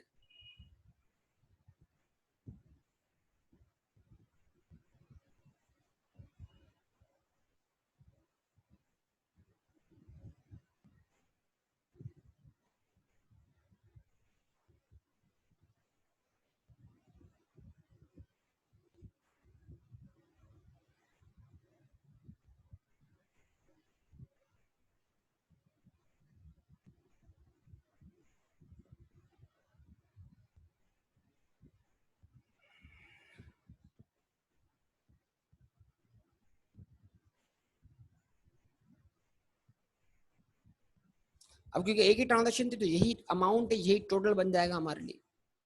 तो मैं अलग से टोटल का लाइन नहीं लगा रहा, बस ये मैंने क्या कर दिया, टोटल कर दिया।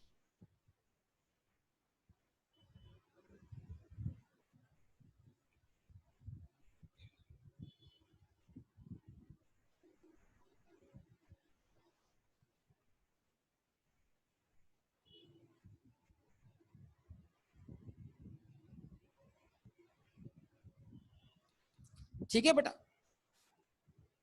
अब ये अगर बात करेंगे हम सितंबर की, तो सितंबर में ये दोबारा रीओपन होगा ओरिजिनल साइट पर।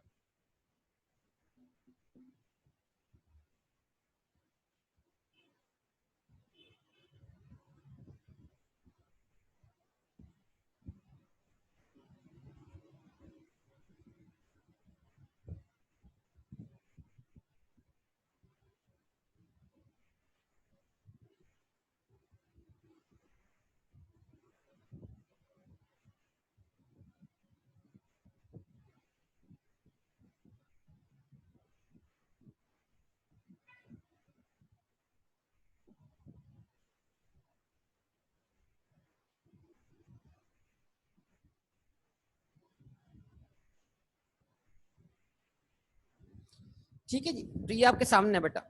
तो अकाउंट्स क्लोज करेंगे उन अकाउंट्स की ऑपोजिट साइड पर, ओरिजिनल साइड के मुकाबले में, और रीओपन करेंगे दोबारा ओरिजिनल साइड पर। अच्छा ये बताइए, बैंक हमारे लिए क्या है? एसेट है, लायबिलिटी है, कैपिटल है, रेवेन्यू, एक्सपेंस है, क्या है बैंक हमारे लिए? जरिए करें बेटा, एसेट है। एसेट की ओरिजिनल साइड डेबिट साइड, तो बैंक का डेबिट साइड हमें बैंक बैलेंस के इंक्रीज को शो कर रहा है। तो बैंक बैलेंस इंक्रीज कितने से हो रहा है बेटा? 1,20,000 से टोटल। जवाब दे। बैंक की डेबिट साइड ये बता रही है कि भाई टोटल आपका बैंक बैलेंस कितने से इंक्रीज हुआ है।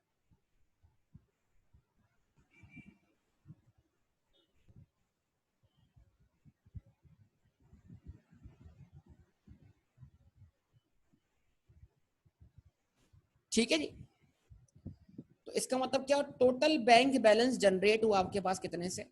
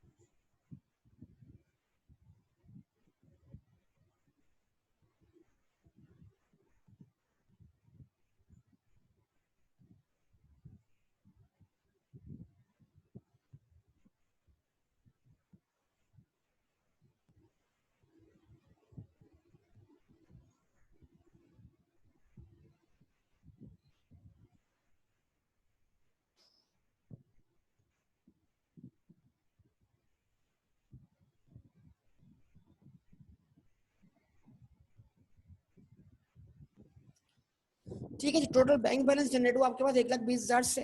क्रेडिट साइड क्या शो कर रही है? खर्च कितने से हुआ? 80,000 से। ठीक है जी,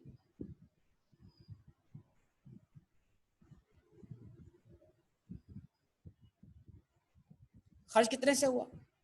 80,000 से। तो बचा कितने से? हिसाब कितना बचा आपका? Balance sheet.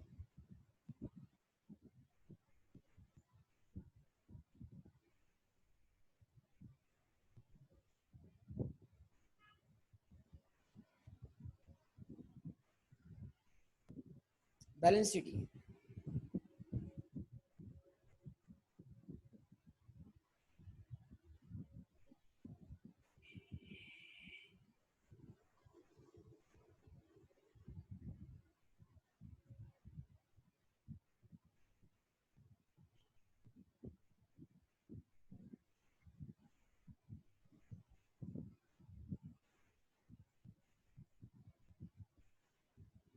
ठीक है जी, 40,000 से।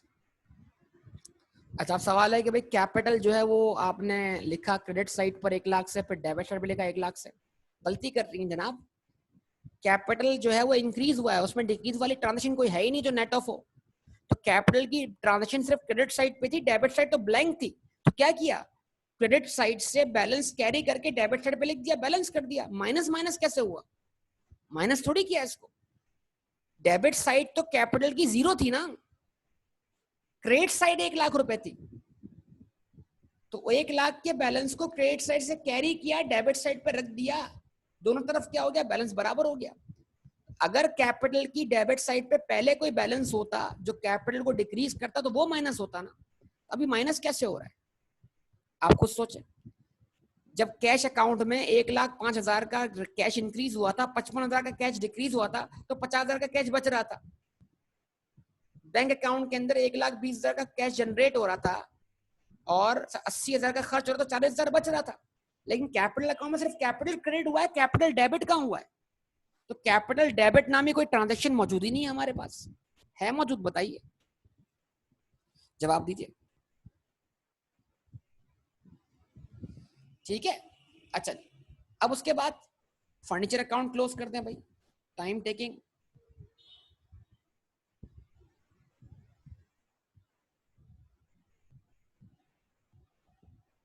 अब ये बड़ा हैवी हो गया है सिस्टम।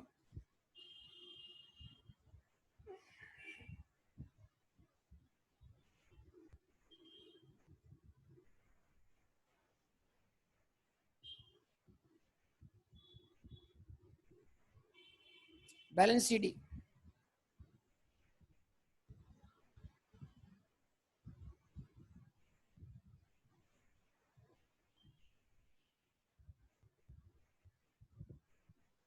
उसके बाद कंप्यूटर जनरेट हुआ कितने से?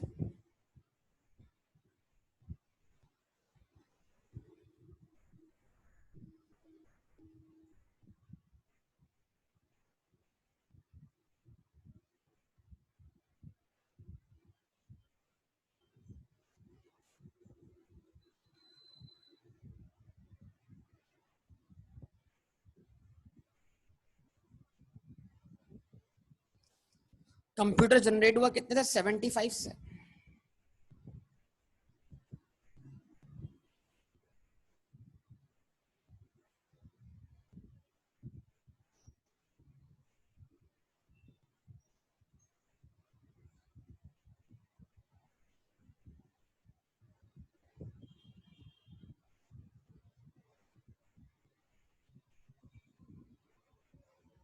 और 31 अगस्त को जो कंप्यूटर्स मौजूद हैं उनका बैलेंस कितना है हमारे पास?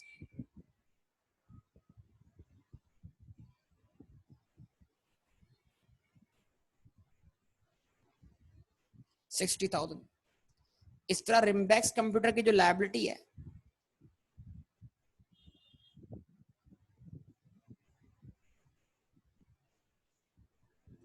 इस तरह रिम्बैक्स कंप्यूटर की जो लायबिलिटी है वो कितनी है बेटा? वो जनरेट हुई कितने से?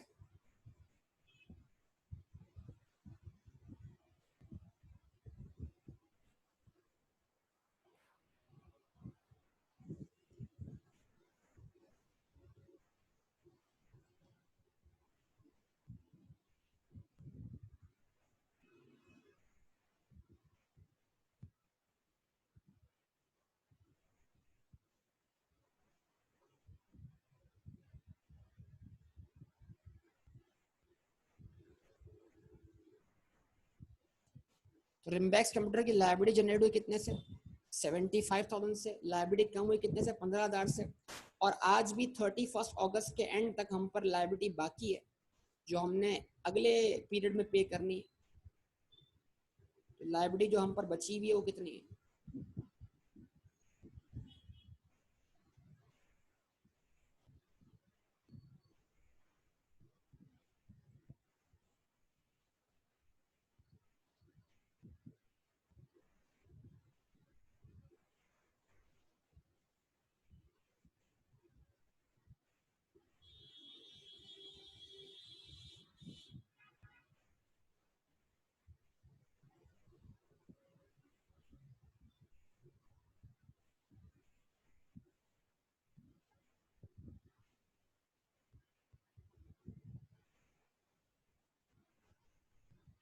ठीक है जी, 60,000 बैलेंस सीडी हो गया। बैंक लोन की लायबिलिटी जनरेट हुई कितने से? 1 लाख से।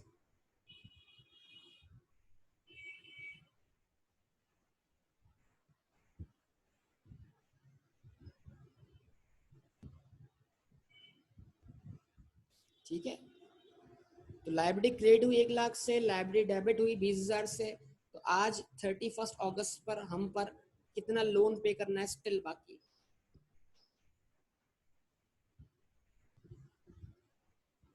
लोन, बैंक लोन बेटा, बैंक लोन। लाख रुपए से क्रिएट हुआ, 20,000 से रीपे हुआ ना, तो 80,000 का लोन रीपे करना बाकी।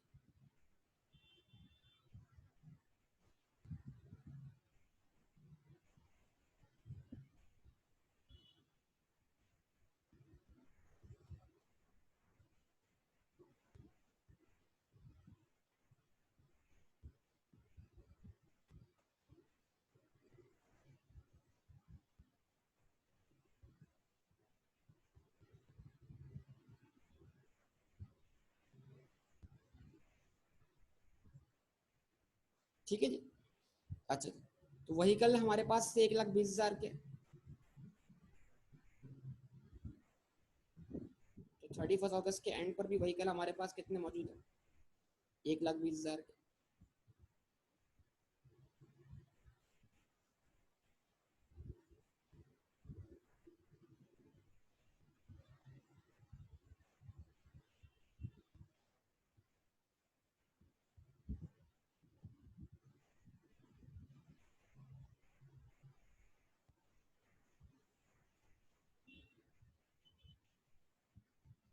ठीक है जी।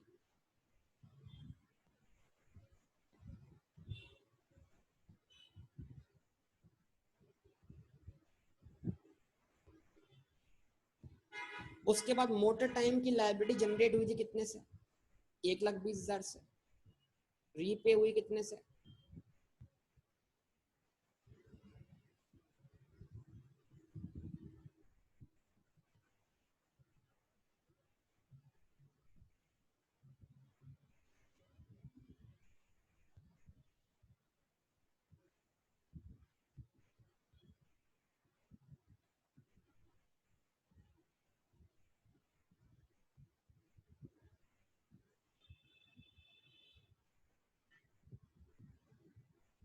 तो बैलेंस शीट कितना बचा हमारे पास?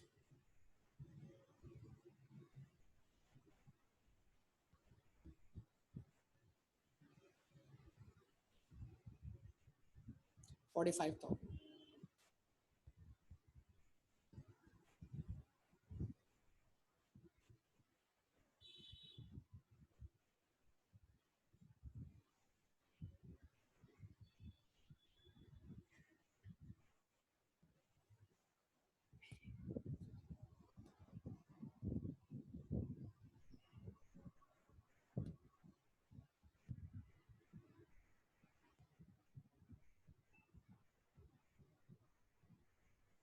ठीक है जनाब, ये आपके सामने सारी बातें हैं। अब ये थोड़ा सा इसमें ये सिस्टम हैवी हो गया है इसका, तो ये लिखने में भी डिफिकल्टी हो रही है और ये पेजेस भी आगे पीछे मूव हो रहे हैं।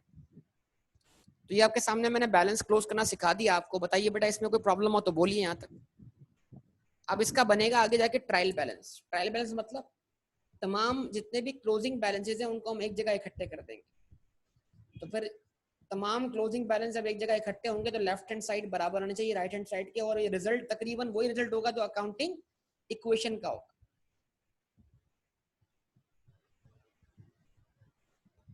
समझे बात को बेटा? तो रिस्पॉन्स करें सब लोग बेटा यहाँ तक, कि यहाँ तक जो कुछ भी हुआ आपको क्लोजिंग समझ में आई बेटा? सबसे पूछ रहा हूँ।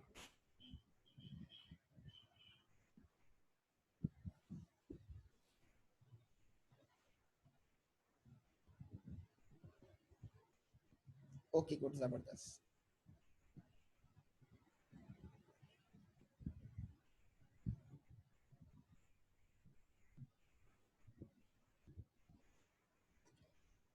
ठीक है, तो इसको यहाँ पर हम एंड करते हैं। ट्रायल बैलेंस बनाने का भी टाइम नहीं है वरना मैं इसको बना देता।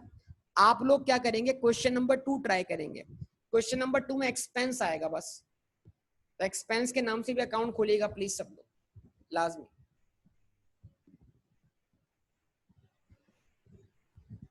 ठीक है, फिर इसको हम कंटिन्यू करेंगे कल की क्लास में, ट्रायल बैलेंस वगैरह, क्योंकि टाइम काफी ऊपर हो गया इस वक्त।